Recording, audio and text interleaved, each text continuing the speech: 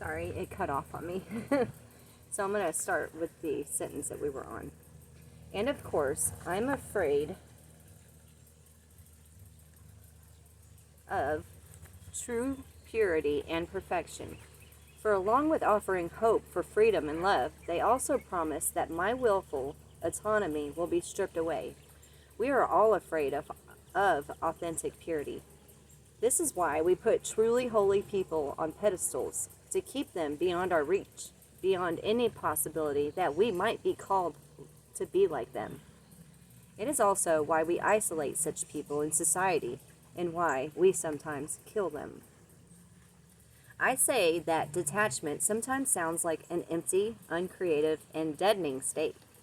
If I seek evidence for this, however, I find that nothing could be further from the truth. I can look at the life of Jesus, or at the lives of the most truly holy, lives of the most truly free people I know, or I can simply reflect upon the taste of real spiritual freedom I have experienced in my own life. Although always the evidence is the same. True freedom from attachment is characterized by great unbounded love, endless creative energy, and deep pervasive joy. Nor need I worry about freedom from addiction taking suffering or caring out of life, for compassion takes the place of attachment. Where there was the agony of clinging to and grasping one's own attachments, freedom brings a feeling of unity with the pain of the world. I think we have all had taste of this. It is a clean, bright pain. In a way, it is more deep and sharp than any addiction agony, because it is so real. But there is no despair in it. It is filled with hope.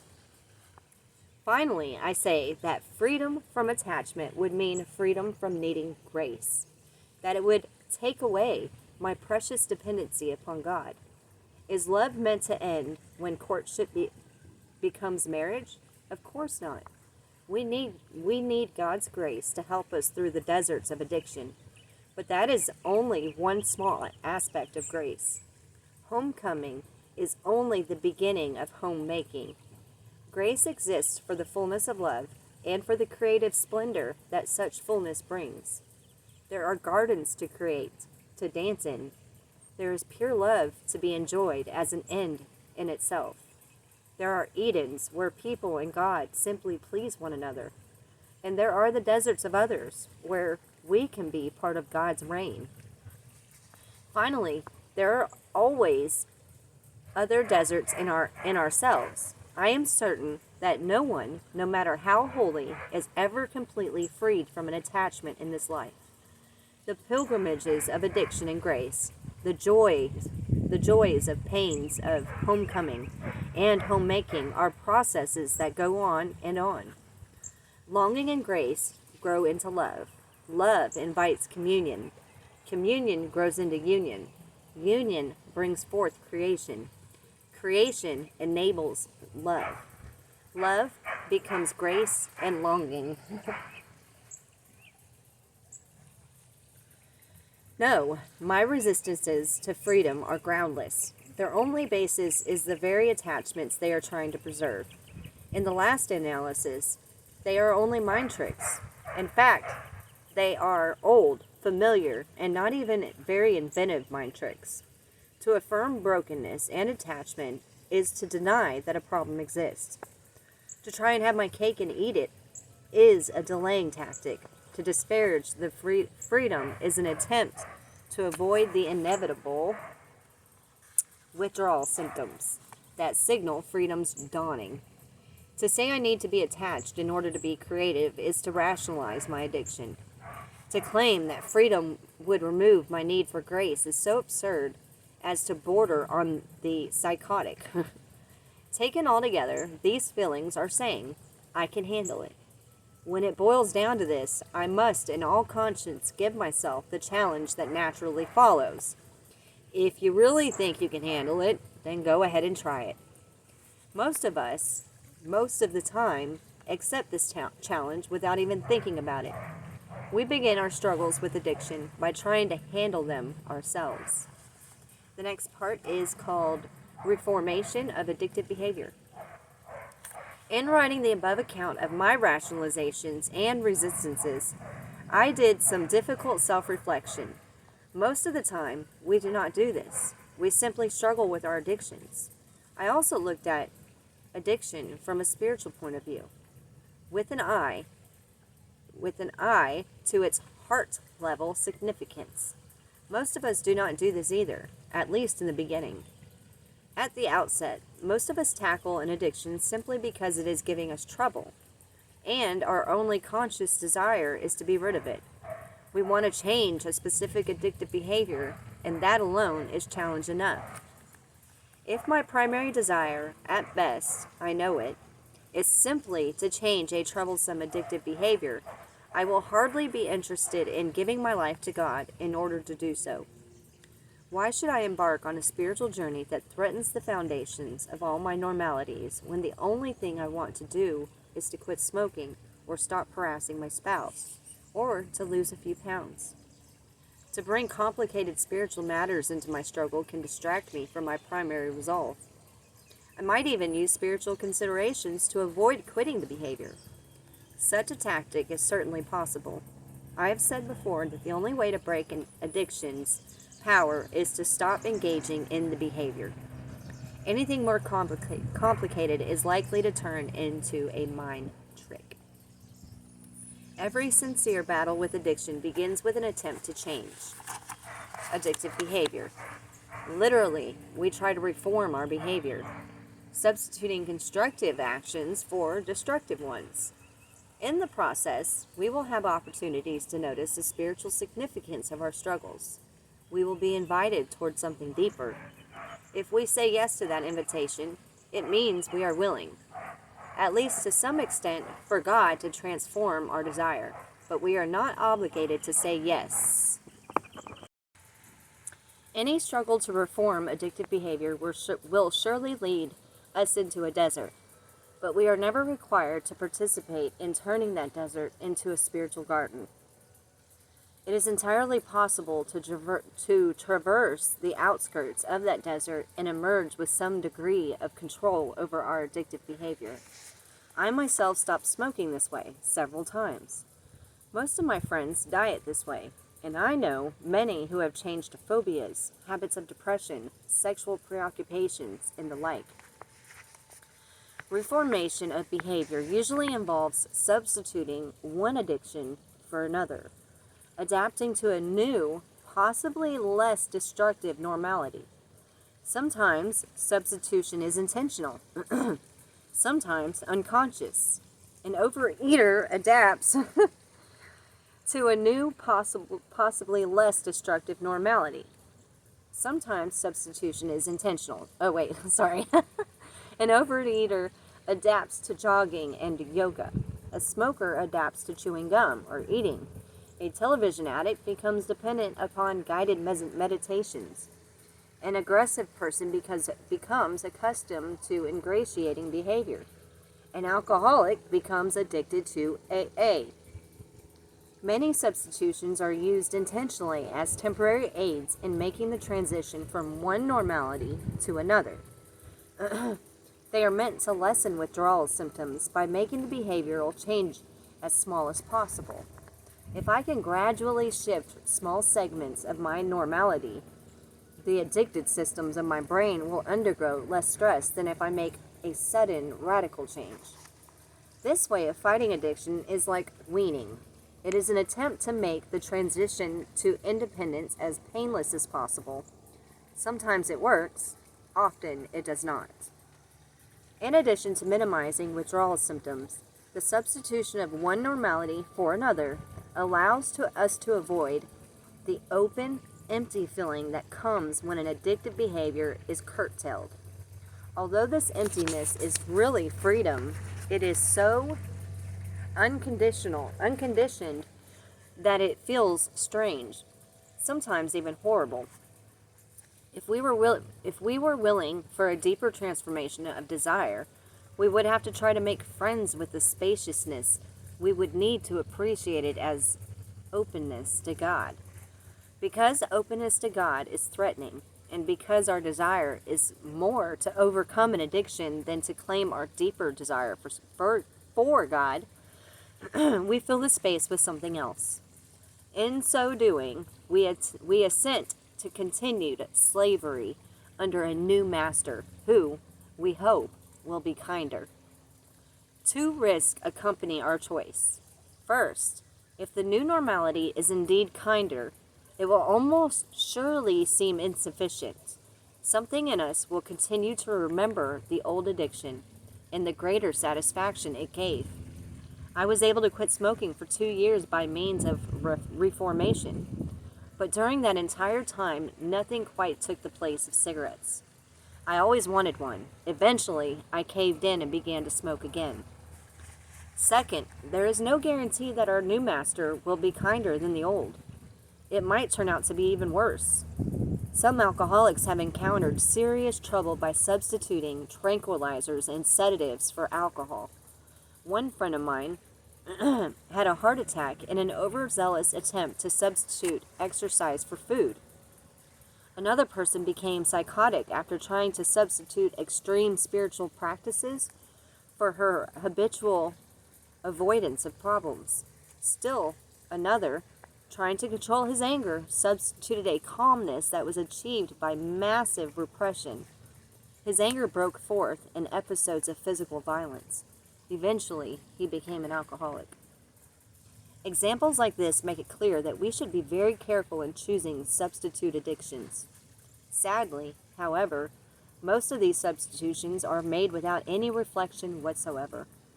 The person's only concern is to stop the original addictive behavior.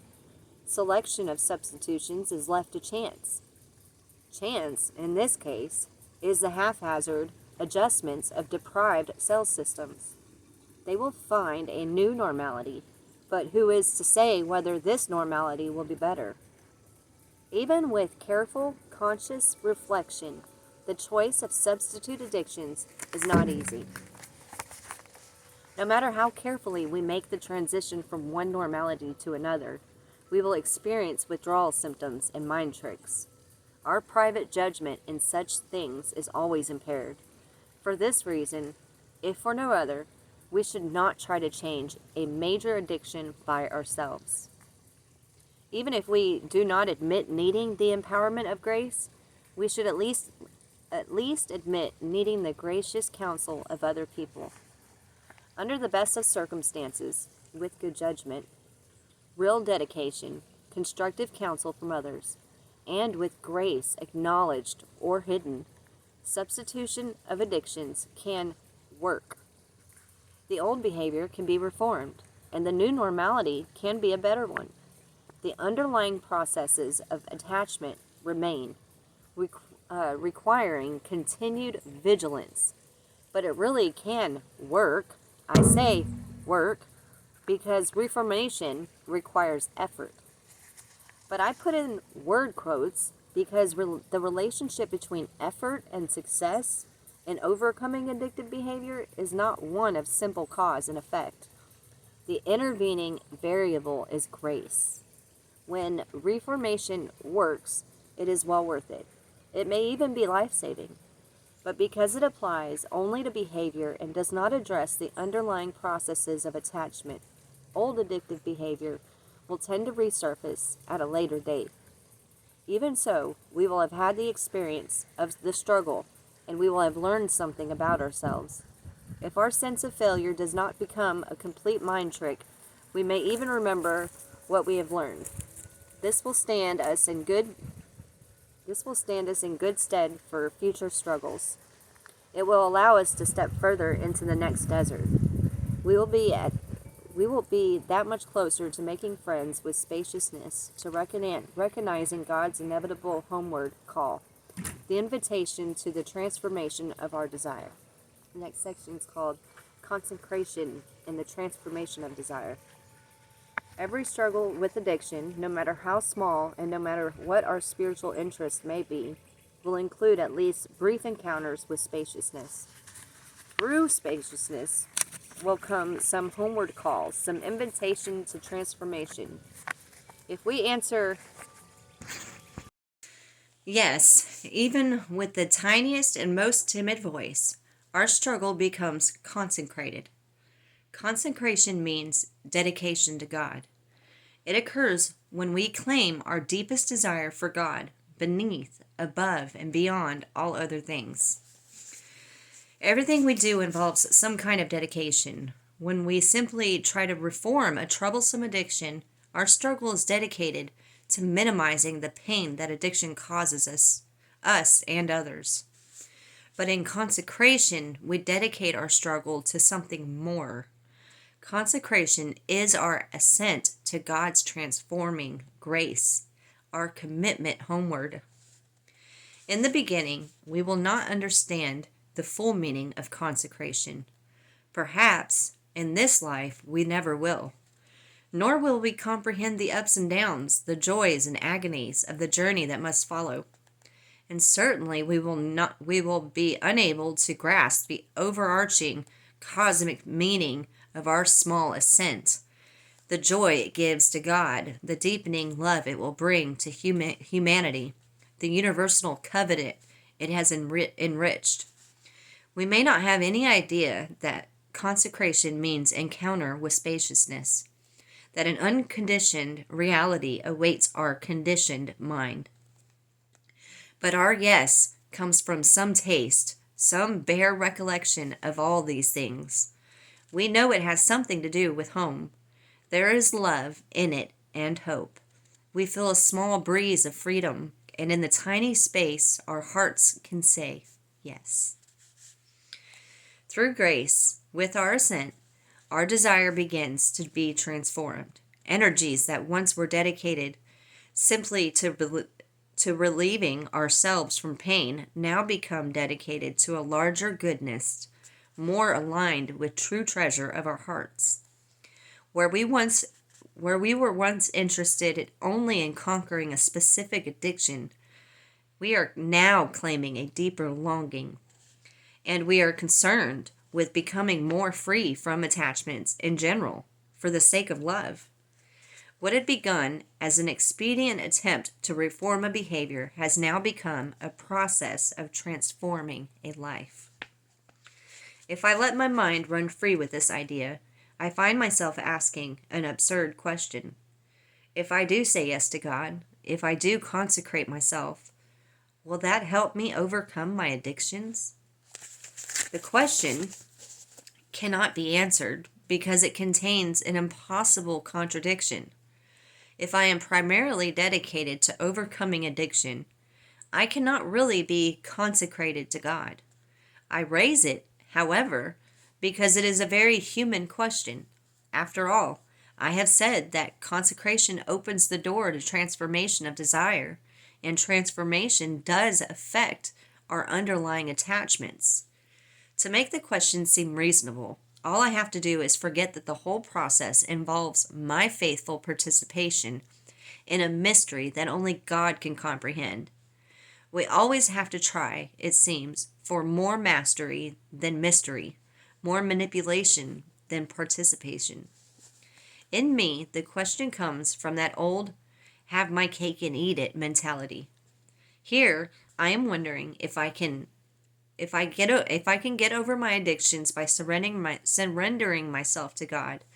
Before, when I was describing my resistance to asceticism, I was wondering if I could surrender myself to God without having to give up my addictions. In the light of consecration, both of these notions become absurd. Consecration cuts through self-deception. It often reveals more than we wish to know about our motivations. It illuminates the difference between true spiritual searching and expedient, ego-centered enterprises that masquerade in spiritual garb. In modern Western society, many activities are called spiritual because they involve meditation or other ascetic practices taken from spiritual traditions, or because they address psychological and physical issues in particularly profound and integrative ways. But whether they really are spiritual depends upon the dedication of the participants. Someone may teach me a meditation technique or a method of prayer that will help ease some of the symptoms of my stress addiction. That this technique comes from a spiritual tradition and it involves spiritual images does not make it spiritual for me. It becomes truly spiritual only when my effort is consecrated to love and not just dedicated to lowering my blood pressure or the acidity of my stomach. Authentic asceticism is not a collection of practices or insights. It is a condition of the heart. With the willing consecration of the heart, any activity, however mundane, can become ascetic. Without consecration, no activity, however spiritual it may appear, is truly ascetic. This is not to say, however, that the easing of distress is a bad thing. When I first sensed a difference between true and false asceticism, I made distinctions far too arbitrarily. I was impatient with the confused thinking that calls everything that feels good spiritual. I grimaced when health professionals asked about using meditation or prayer as therapeutic adjuncts. Adjuncts. I squirmed when a friend said, "I fasted during Lent and it was a wonderful experience. I lost 5 pounds." I even found myself rebelling when someone told me how prayer had helped him overcome depression. I wanted to say, "Now, when your depression is gone, where is your prayer?" But my impatience was caused by my own addiction to precision. Now, I'm not quite so attached to making either or distinctions. Grace, mediated by a fair amount of humiliation, has lightened me up a bit. There is nothing inherently wrong with meditating to a lower blood pressure, losing a few pounds during Lent, or using prayer as a technique. In fact, such things can be very right. Grace can call us through all such things, and it is impossible to predict when we will be enabled to say yes. Even if we have never before paused to sense the deeper longing of our hearts, each struggle is an opportunity for growth, a moment where grace can flow. And each real experience of growth brings us closer to seeing who we are, to claiming our desire, to saying yes, to consecration. In some cases, modern spiritual enterprises that pander primarily to ego satisfaction are much more healthy than some old religious ascetic practices that became institutionalized and devoid of any affirmation of goodness. If distortion must occur, and apparently it must, then it is better that the distortion at least encourage life and creation instead of repression and denial. The next part is called deliverance. Grace, thank God, can break through to us regardless of our intent. God graciously waits our assent and our participation in transformation. But God does not wait to give us good things. No matter what our primary dedication may be at any given time, God's love can burst through upon us miraculously. In my experience, these special miracles happen with uncommon frequency in the course of addictions. Without any evident reason, the weight of addiction is lifted. "I was walking to the grocery store one day," said one alcoholic man, "and there, on the sidewalk, I discovered equanimity. Equanimity. Equanimity. Equanimity.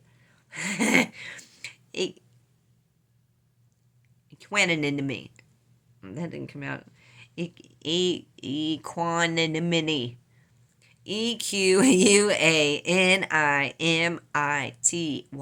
Equanimity.